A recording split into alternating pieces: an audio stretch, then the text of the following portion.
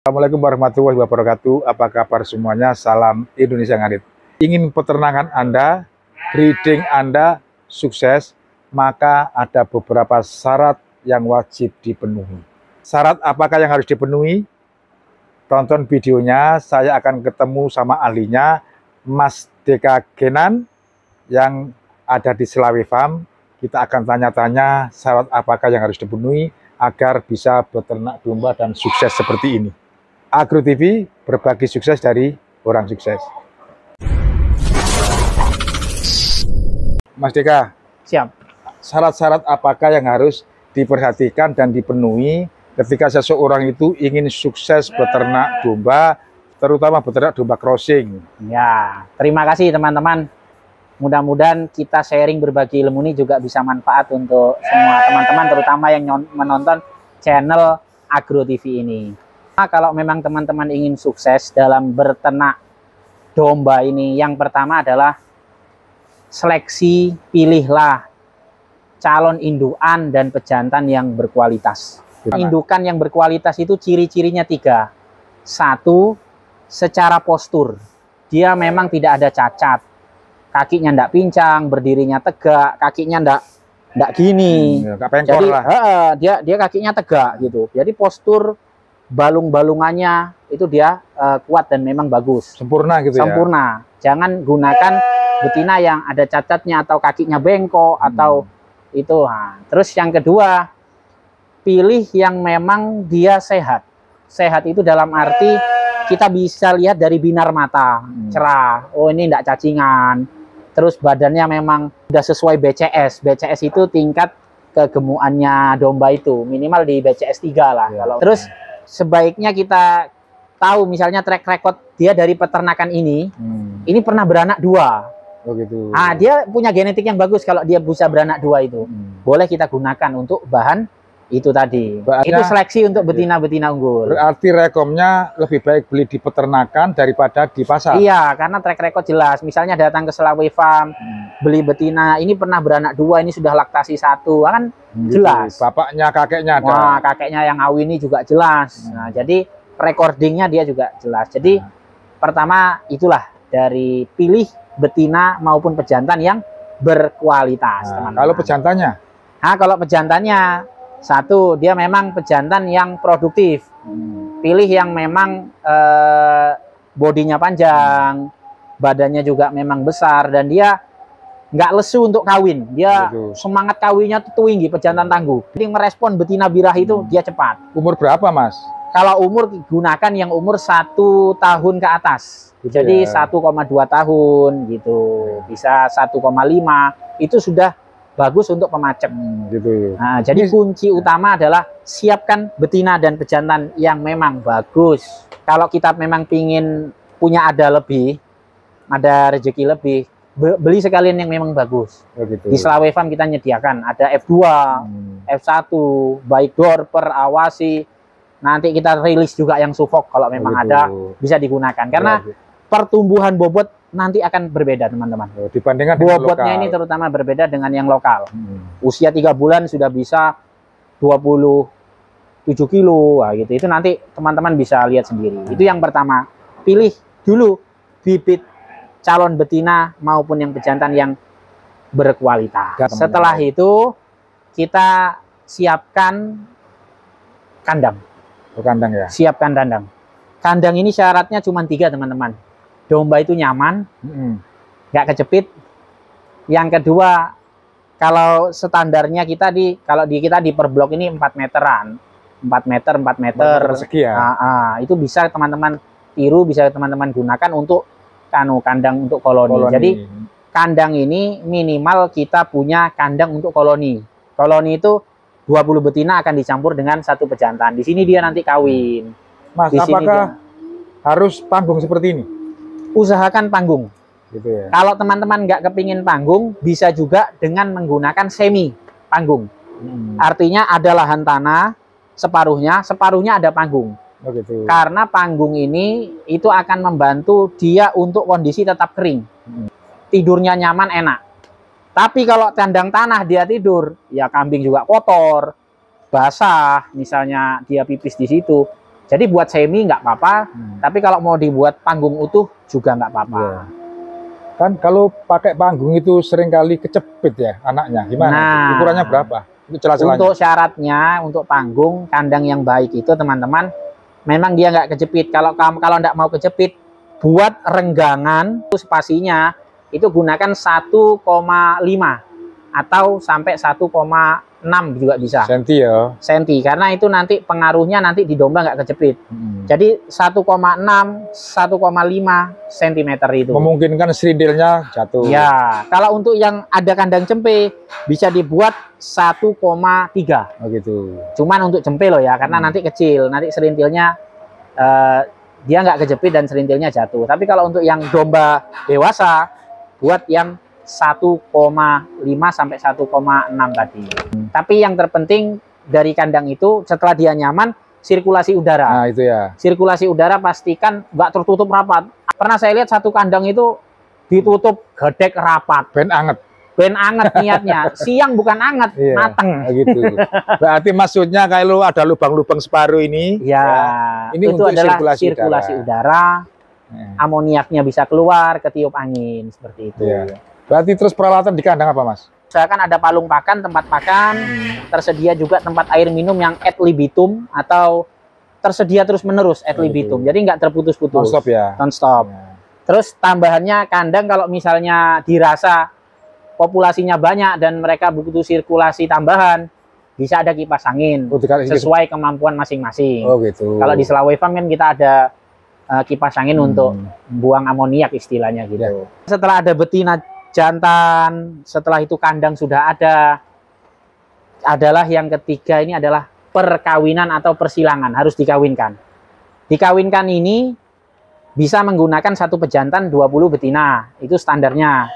Yang kedua, dikawinkan secara koloni. Ini yang lebih bagus, hampir 99,9%. Itu kalau disawinkan secara koloni jadi. Ketika ada betina birahi, pejantan akan datang ngawini. Tidak ada paksaan ya? Tidak ada paksaan. Tidak ada paksaan dalam bercinta. Dan hemat.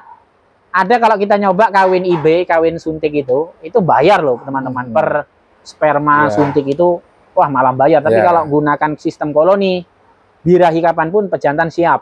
Terus yang kedua, bisa untuk langsung 20 ekor. Setelah tadi dikawinkan, itu kan nanti kita cek teman-teman. Ada beberapa yang bunting. Ada beberapa sudah yang bunting. Itu bisa kita sendirikan ke blok yang bunting. Dipisahkan Mas maksudnya? Jadi dipisahkan aja. Pejantannya nanti digunakan untuk ngawinkan yang belum bunting tadi. Kalau dicampur kenapa? Riskan? Kalau dicampur sebenarnya enggak apa-apa untuk domba itu. Cuman kalau supaya lebih efektif, karena nanti kalau sudah bunting itu penanganan pakan tuh ada tambahan. Oh gitu. Terutama nanti ketika mereka bunting tua. Berkaitan dengan pakan. Mau dekat beranak, suplai pakan ini harus lebih ditambah. Umur kebuntingan berapa sih? Umur kebuntingan kurang lebih ya, kalau siklusnya dia kan di 5 bulan. Nah kalau bunting tua itu sudah sisa 1,5 bulan, itu sudah kita perlakukan pakan yang memang bagus. Oh gitu. Karena ketika kebuntingan, nggak cuma ngasih makan mboe, di dalam perutnya ada anaknya, teman-teman, gitu. Jadi pastikan pemeliharaan itu untuk kebuntingan itu juga berbeda. Nah yang belum bunting di koloni lagi. Jadi mereka sampai memang mereka bunting. Tanda-tanda bunting? Tanda-tanda bunting ada 3. Yang pertama, betina kalau dinaiki lagi tidak mau. Oh gitu. Dinaiki lagi dia tidak mau. Itu pertama. Mesti itu sudah ada bunting. Dinaiki lagi dia akan lari menghindar. Oh gitu. Yang kedua, susu mulai turun, perut mulai membesar. Oh gitu. Itu tanda-tanda kebuntingan itu. Nah, yang ketiga, biasanya dia kalau mau tidur dekat dengan dia, tanda kalau sudah dikawini, dia tidur itu akan mepet dengan pejantan. Itu bukti kalau dia itu sudah dikawini tadi. Mepet dengan pejantan? Mepet, kalau tidur itu mesti dekat pejantan. Tapi nggak mau dikawini? Nggak mau dikawini, intinya gitu. Itu harus dipisahkan. Nah, itu kalau mau yang terakhir, keempat, kalau di Selawai kan ada alat USG. Iya. Memastikannya dengan USG tadi juga bisa. Tapi kalau misalnya enggak dengan USG, ciri-cirinya itu secara tadi. Tradisional itu pengalamannya. Nah, kalau dia mau beranak, teman-teman, satu, berikan suplai pakan yang tenaganya dia itu kuat. Misalnya di sisi karbohidratnya itu ditambah. Sehingga dia porsi makannya pun juga kita tambah. Supaya apa? Meminimalisir ambruk. Karena bunting tua itu kan butuh nutrisi banyak. Pas teman-teman nggak supply nutrisinya, pasti nanti bisanya ambruk atau beranaknya susah. Oh gitu. Itu biasanya. Nah, tapi kalau nutrisinya tepat, bagus, dia akan beranak sebenarnya di tepat pada jenis waktunya. pakannya apa, nutrisi-nutrisi itu. Nah, kan orang awam itu gak paham. Itu nanti masuk ke nomor 4, penjelasan tentang pakan. Ada pakan-pakan minimal nanti yang harus ada sebagai satu sumber serat. Yang kedua adalah pakan tambahan, penguat. Dua ini harus ada.